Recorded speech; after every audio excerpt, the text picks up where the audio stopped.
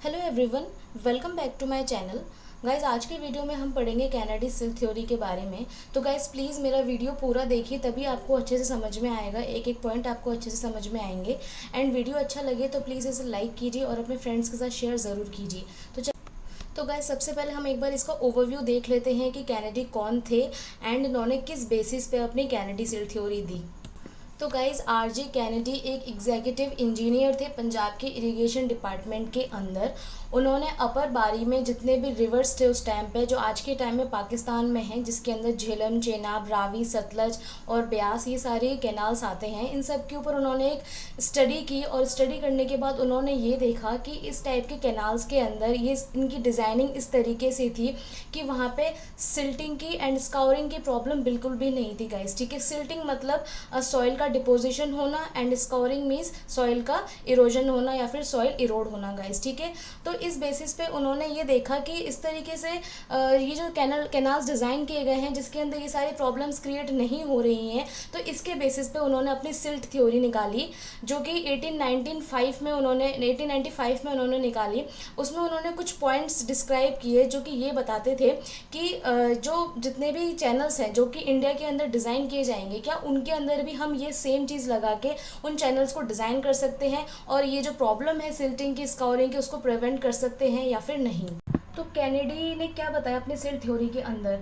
तो गाइस देखिए क्या होता है, किसी भी कैनाल के अंदर जब कोई वाटर फ्लो करता है तो वाटर फ्लो होने के साथ साथ वो सेडिमेंट्स भी फ्लो होती है। ठीक है, अब उन्होंने ये बताया कि ये जो सिल्ट फ्लोइंग वाटर के साथ वाटर अपने साथ कैरी कर रहा है सिल्ट को, तो इस सिल्ट को ये रोकने के लिए कुछ एडीज जनरेट हो रहे हैं। अब ये एडीज कैसे जनरेट हो रहे हैं, जो वाटर फ्लो हो रहा है। ठीक है, तो ये वाटर फ्लो होने की वजह से एक तो आपके जो बेड की रफनेस है एंड बेड की रफनेस एंड फ्लोइंग वाटर, इन दोनों के बीच में फ्रिक्शन प्रोड्यूस हो रहा है एंड इस फ्रिक्शन की वजह से एडीज जनरेट हो रहे हैं। ठीक है, अब ये एडीज क्या कर रहे हैं, ये एडीज जो हैं वो सेडिमेंट को ऊपर की तरफ पुश करने का काम कर रहा है। एडीज के जो वर्टिकल कंपोनेंट्स हैं वो सेडिमेंट को ऊपर की तरफ पुश करने का काम कर रहे हैं, वही सेडिमेंट का जो खुद का सेल्फ वेट है वो इसको नीचे की तरफ खींचने का काम कर रहा है। ठीक है, तो इस कंडीशन में सेडिमेंट को सस्पेंशन में रखने का काम करते हैं। ठीक है, तो गाइस कैनेडी ने ये देखा कि अगर हम ऐसी कोई सिचुएशन प्रोवाइड कर दें जिसकी वजह से ये एडीज कंटिन्यूसली जनरेट होते रहें और सॉइल जो है हमारी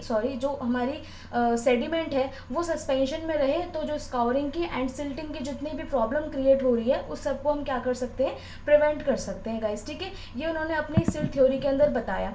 तो इसके साथ ही उन्होंने कुछ अजम्पशंस भी बताए, तो एक बार इसके अजम्पशंस देख लेते हैं क्या क्या थे। तो फर्स्ट अजम्पशन उन्होंने ये बताया कि the eddy current is generated because of friction between flowing water and the roughness of the canal bed. ये जैसा कि मैंने आपको बताया कि ये एडीज कैसे जनरेट हो रहे हैं, एडी करंट जितना भी वाटर फ्लो हो रहा है उसके भी और रफनेस ऑफ कैनाल बेड, इन दोनों के बीच में क्या हो रहा है, फ्रिक्शन प्रोड्यूस हो रहा है और फ्रिक्शन की वजह से एडीज जनरेट हो रहे हैं। ठीक है, दूसरा ये था the quality of suspended silt is proportional to bed की विड्थ। ठीक है, यानी कि जो सस्पेंडेड सिल्ट है उसकी जो क्वालिटी है, क्वालिटी मतलब उसका टाइप एंड साइज किसके प्रोपोर्शनल है, बेड के विड्थ के। ठीक है, तो बेड के विड्थ पे ही डिपेंड करेगा कि जो सिल्ट इसके अंदर सस्पेंडेड है वो किस टाइप की है और उसका क्या साइज है, इधर वो कोर्स सैंड है, कोर्स ग्रेन है या फिर फाइन ग्रेन है। ठीक है, तीसरा उन्होंने ये बताया कि ये थ्योरी केवल उन्हीं बेड चैनल के लिए एप्लीकेबल है जहाँ पे सैंडी सिल्ट या फिर सेम ग्रेड की सिल्ट है।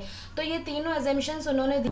तो इन सब के बेसिस पे गाइस कैनेडी ने एक क्रिटिकल वेलोसिटी दी थी। क्रिटिकल वेलोसिटी एक ऐसी वेलोसिटी होती है जिसकी वजह से सिल्टिंग एंड स्काउरिंग की प्रॉब्लम को हम प्रिवेंट कर सकते हैं। तो क्रिटिकल वेलोसिटी का उन्होंने फॉर्मूला दिया, V0 is equals to CD to the power n। यहाँ पे जो C है वो एक कांस्टेंट है एंड n जो है वो इंडेक्स नंबर है जो अलग अलग सॉइल के हिसाब से अलग अलग होता है गाइस। ठीक है, एंड V0 जो है यहाँ पे वो क्रिटिकल वेलोसिटी है and capital D is full supply depth, जो कि हम इस इमेज में क्लियरली देख सकते हैं। हमको यहाँ पे फुल सप्लाई डेप्थ पता चल रही है, कैपिटल D। ठीक है गाइस, अब यहाँ पे गाइस कुछ चीज़ याद रखने के लिए है, जैसे कि जो C एंड N है ये कांस्टेंट है, जहाँ पे N है इंडेक्स नंबर जो वेरी करता है चैनल की लाइनिंग पे। अगर अर्थ लाइनिंग है तो 0.0225 होगी N की वैल्यू, अगर मिसोनरी लाइनिंग है तो 0.02 रहेगी एंड कॉन्क्रीट लाइनिंग है तो 0.0132 0.018 रहेगी गाइस। ठीक है, एंड दूसरी कंडीशन ये आई कि कैनेडी ने अपनी थ्योरी को थोड़ा मॉडिफाइड भी किया, क्योंकि जब उसने देखा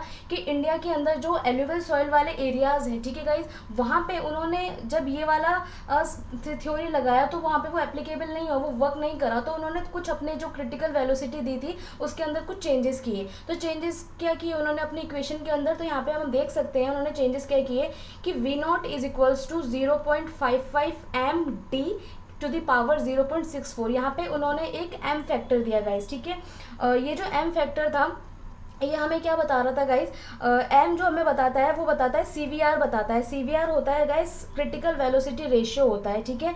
जहाँ पे क्रिटिकल वेलोसिटी रेशियो होता है V/V0, V यहाँ पे क्या है एक्चुअल वेलोसिटी है गाइस, ठीक है। तो ये उन्होंने एक मॉडिफाइड फॉर्म दिया एलुवल सॉइल के लिए गाइस, ठीक है। यहाँ पे ये जो एम की वैल्यू है वो अलग अलग तरीके से वेरी करती है। तो अगर आप कोसेंट की बात करें तो एम की वैल्यू रहती है 1.1 टू 1.2 एंड फाइन सेंड की बात करें हम तो 0.7 टू 0.9 वेरी करती है।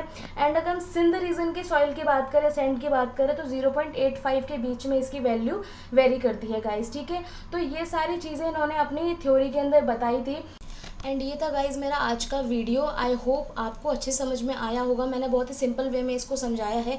अगर वीडियो यूज़फुल लगे तो प्लीज़ अपने फ्रेंड्स के साथ इसे शेयर कीजिए, मेरी वीडियो को लाइक कीजिए एंड मेरे चैनल को सब्सक्राइब ज़रूर कीजिए गाइज़। मैं मिलती हूँ आपसे अपने अगले वीडियो में। Till then take care, bye, thank you so much.